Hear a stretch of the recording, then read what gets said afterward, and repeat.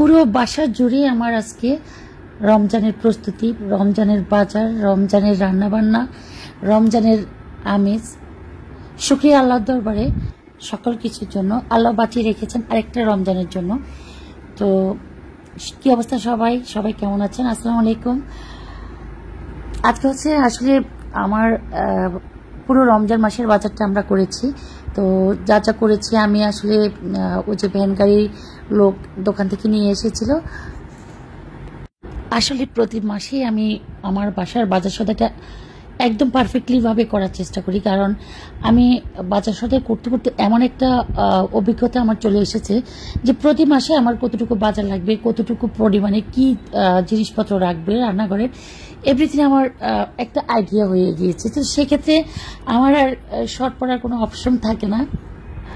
আর এবারে তো আরেকটা বছরের রমজান, সেক্ষেত্রে আমার বাসার যাবতীয় রান্নাঘরের নিত্যদিনের সদাইয়ের সাথে সাথে আমার আবার এবার রমজানের বাজারটাও আমি একসাথে করে ফেলেছি, যেগুলো রমজানে আমার লাগবে একদম আলহামদুলিল্লাহ যদি বেঁচে থাকি লাস্ট রমজান পর্যন্ত যেন আমার হয়ে যায়। এর ভিতরে শর্ট পড়তে পারে, একদম যে শর্ট পড়বো না এমন না, মেহমানের উপর ডিপেন্ড করে, হয়তো বা শর্ট পড়বে হয়তো বা শর্ট পড়বে না এমন। তারপরও আমি একটু হাতে রেখে বাজার করি যাতে শর্টটা নাই পড়ে। তো আমি এখানে বাজারগুলো এনেছিল, আমি বাজারগুলোকে সব ওদেরকে বলে বলে গুছিয়ে নিচ্ছিলাম। আমার দুই ছেলেও কাজ করতেছে হেল্পিং হ্যান্ড আছে, এবং আমি বাজার সাথে স্লিপটাকে যে ভ্যান গাড়ি নিয়ে আসছে। আসলে আমার হচ্ছে কি বাসায় যে মাসিক বাজারটা করা হয় সেই বাজার আমি প্রতি বছর একটা দোকান থেকে করা হয়, সেটা হচ্ছে মালিবাগে একটা দোকান আছে, ওই দোকান থেকে আমি একদিন দোকানের নাম দিয়ে দিব। ওনাদের আরও আসলে জিনিসপত্রগুলো একদম এত সুন্দরভাবে আমাকে দেয় যে কোনো নষ্ট কোনো মানে ডেট ওভার কোনো বাজার সদাই ওনারা কখনো আমার বাসায় পাঠান না। সবসময় যত বাজারে আমি করেছি এবং আমি বাসা থেকে ফোন করে বলে দিয়েছি যে আমার এই এত এত আইটেম লাগবে, আপনারা আমার জন্য এগুলো পাঠিয়ে দেন।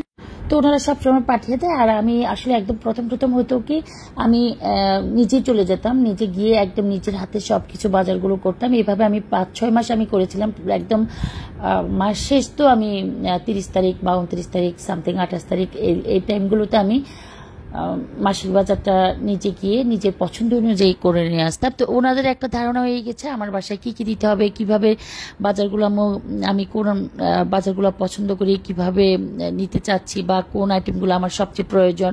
এবং আমার অনেক সময় হয় কি আমি স্লিপ করেছি বাজারের, কিন্তু আমার মনেই পড়তেছে না যে আজকে আমার বাজারটা লাগবে, যে এই স্লিপের মধ্যে এই আইটেমটা বাদ পড়ে গেছে। ওনারা আবার তাড়াতাড়ি আমাকে বলে যে ম্যাডাম আপনার তো এই আইটেমটা আপনি লিখেন নাই, আমরা কি লিখবো?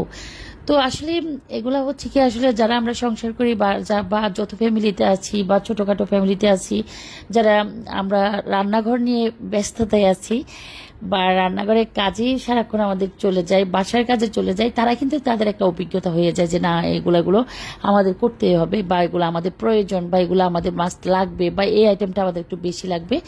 তো এদিকে হচ্ছে কি দুপুরে রান্নাটাও চলতেছে, এদিকে আমরা বাসার বাজার সদাইটাও গুছিয়ে নিচ্ছি। এখানে হচ্ছে আমরা পেঁপে ভাজি করতেছি, আজকে নর্মাল ভাবে পেঁপে ভাজি করতেছি, আর হচ্ছে দেন কোরাল মাছ এগুলো কাটাকাটি করতেছে। পাশাপাশি হচ্ছে আমরা বাজার সদাইও গুছাচ্ছি। ও যে আছে না 10 মিনিট করে কাজ হারে জিতি না এলাজ, একদম একসাথে সবাই মিলে কাজ করতেছি।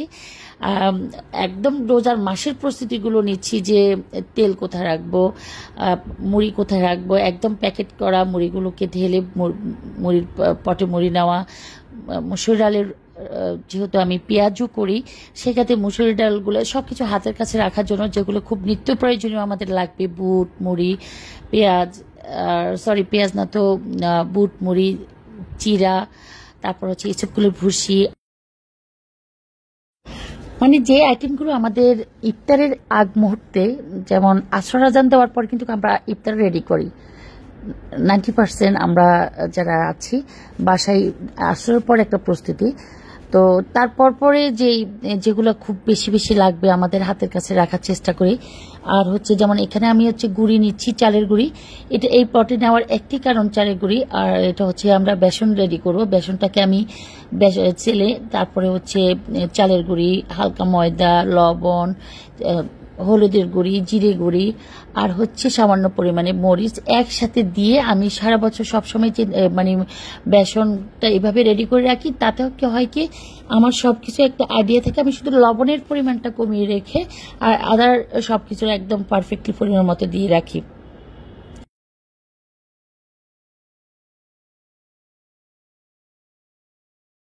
এখানে হচ্ছে আখের গুড়টাকেও আমরা কুচি কুচি করে রাখতেছি। যারা চিড়ার শরবতের সাথে ইসুপগুলির ভুষির সাথে আখের গুড় খেতে পছন্দ করে যেন সুবিধা হয়। যেমন আমার রমজান মাসেও আমি একদম চিনি কম খাই বা ইগনোর করি চিনিটাকে, আমার খেতে ভালো লাগে না। তো সেই ক্ষেত্রে আমি আমার শরবতে চিনি ছাড়া রাখার চেষ্টা করি। আর বাকি বাসার যারা আছে, যারা যেভাবে খেতে পছন্দ করে, কেউ চিনি দিয়ে, কেউ আখের গুড় দিয়ে, তো তাদের জন্য সবকিছু আমি প্রস্তুত রেখেছি। বা যে যেভাবে খেতে পছন্দ করে জিজ্ঞেস করে করা হবে। এখানে হচ্ছে বেসনগুলোকে চেলে নিচ্ছি, মুড়ি, চিনি, এসব করে আর তোকমায় একসাথে, আর হচ্ছে চিড়া আমি সব এমনভাবে হাতের কাছে রাখতেছি যাতে প্রতিদিন একই জায়গায় সেম জিনিস 1 মাস যাবত থাকবে। রমজান মাসে, পুরো রমজান মাসে যেগুলো হাতের কাছে থাকবে এগুলো সব সময় লাগবে। এগুলো শেষ হয়ে গেলে যেন আমি দেখি যে না, এই জিনিসটা আমার শেষের পথে, এটাকে আবার আনতে হবে। আসলে এটা হচ্ছে দ্রুত কাজ। আমরা যারা করি, যাদের রান্নাঘরে দ্রুত সবকিছু লাগে, চাওয়ার সাথে সাথে বা নিজেই দেখার সাথে সাথে যেন নিতে পারি, ওভাবে একদম সবকিছু আমি হাতের কাছে গুছিয়ে রাখার চেষ্টা করতেছি যাতে কোনো রকম হুলস্থুল না পড়ে, যে খোঁজাখুঁজি না পড়ে। আর বুট, এখানে 20 কেজি বুট কিনেছি আমি আপাতত। আর যদি লাগতে পারে আমার বুট বাসায়, কারণ আমার বাসায় বুট একটু সবাই বেশি বেশি পছন্দ করে, বুট, হালিম, চিকেন ফ্রাই।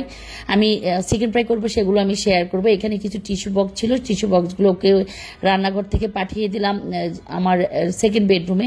কারণ রান্নাঘরে টিস্যু বক্স রেখেছিলাম যে রান্নাঘর থেকে আমার ডাইনিং স্পেসটা একদম কাছে। কিন্তু এখন ইফতারের বা রমজান মাসের কিছু আইটেম হাতের কাছে রাখার জন্য, গুছিয়ে রাখার জন্য, বারবার যেন নিতে পারি, সেই জন্য কিছু কিছু জিনিসপত্র আছে আমি একটু চেঞ্জ করেছি রান্নাঘর থেকে, যেগুলো রান্নাঘরে খুব বেশি প্রয়োজন নেই, কি খুব বেশি লাগবে না, যে জিনিসগুলো না হলে চলবে সেই জিনিসগুলোকে আমি আবার অন্য সাইডে রাখতেছি।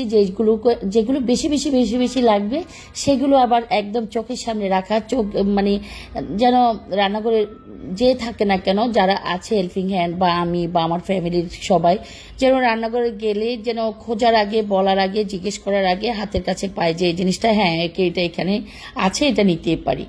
তো আসলে রমজান মাস, ঈদ বা বছরে 2টা ঈদ, এই শবে বরাত আর শবে কদর, এইসব এই কয়েকটা মানে ইয়েতে আমরা সবার প্রস্তুতিটাই আমার মনে হয় যেন অন্যরকম থাকে, মন মানসিকতা চেঞ্জ হয়ে যায় সবার, সবকিছু মিলে অন্যরকম একটা প্রস্তুতি।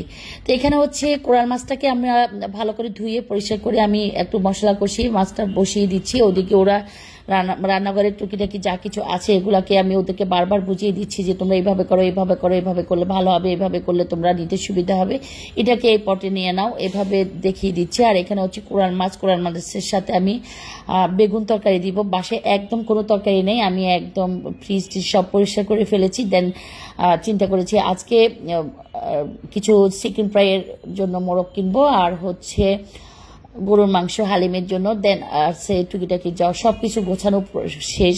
বাসার যত যাবতীয় জিনিসপত্র ছিল ধোয়ার বাকি, সেগুলো ধোয়া শেষ, এবং যা কিছু বাজার সদাই ছিল রমজান মাসের সেটা করা শেষ। এখন হচ্ছে ফ্রিজগুলো, ডিপ ফ্রিজ, নর্মাল ফ্রিজ আমরা পরিষ্কার পরিচ্ছন্ন করে এখন আমরা কাঁচা বাজারটা আমি শুধু প্রিপারেশন নিয়ে রেখেছি, শুধু বেগুনটা কিনবো। আর হচ্ছে যেদিন যে তরকারিটা খেতে পছন্দ করে, যেমন রমজান মাস ছাড়া আমরা অনেক তরকারি কিনে ফ্রিজিং করে রাখি যে না এটা ফ্রিজে রাখি, এটা আমাদের যে কোনো টাইমে লাগবে। আর রমজান মাস হচ্ছে অতিরিক্ত খাওয়া যায় না, সেজন্য বুঝে বুঝে কিনতে হবে। একদম জাস্ট যেদিন যেটা খাবো সেদিন নিচ থেকে আনে তারপরে রান্না করব। আর এখানে হচ্ছে কথায় কথায় কোরাল মাছটা রান্না হয়ে গেছে, ধনিয়া পাতা আমি দিয়ে দিলাম। রান্নাটা কেমন হচ্ছে জানি না, আজকে কথা বলতেছি, রান্না করতেছি, ওদের দিকে তাকাচ্ছি, ভদ্র বড় লোক করে রান্নাও বসিয়ে দিয়েছি। এখানে পেঁপে ভাজিটা কমপ্লিট। আর হচ্ছে এখানে হচ্ছে মানে সবাই কাজ করতে করতে টায়ার্ড ফিল। আর এখানে হচ্ছে আমি রান্নাঘর গোছাতে গিয়ে বা সব কিছু রাখতে গিয়ে দেখলাম যে ম্যাগি স্যুপ যেটা 5-7টা প্যাকেট রয়ে গেল। তো এটা হচ্ছে লিখন আর মামুন মিলে এটা রান্না করতেছে। তো খারাপ হয়নি, ভালোই হয়েছে, দেখতে বোঝা যাচ্ছে কালারটা অসাধারণ। তো ওরা স্যুপটা বানিয়ে নিচ্ছে। আর প্যাকেট রমজান মাসে কিন্তু আর স্যুপ তেমন একটা খাওয়া পড়বে না, তো এই জন্য আমি চিন্তা করলাম যে না, খেয়ে ফেলুক। আর এখানে হচ্ছে লতি রান্না। এই লতিটা অনেক দিন যাবত আমার মেয়ে খাবে খাবে খাবে খাবে বলে কিন্তু ফ্রিজে পড়ে আছে। আর ওই যে ফ্রিজ পরিষ্কার করতে গিয়ে চিন্তা করলাম যে না, লতিটাও আজকে রান্না করে ফেলে। অল্প একটু লতি আছে, যেটা খেয়ে ফেললে আর টেনশন থাকবে না, কোনো বাসি জিনিসপত্র বাসায় আছে বা খাওয়া লাগবে বা এগুলো অপচয় হবে এমন।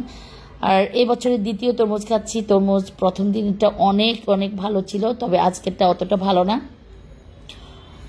খেতে গিয়ে দেখলাম যে মানে প্রচণ্ড মিষ্টি আবার প্রচণ্ড পানসে টাফের, এটাও না, মিডিয়াম চলে, খাওয়া চলে, বাট আহামরি ভালো না। এই তো, আল্লাহ হাফেজ সবাইকে। আজকে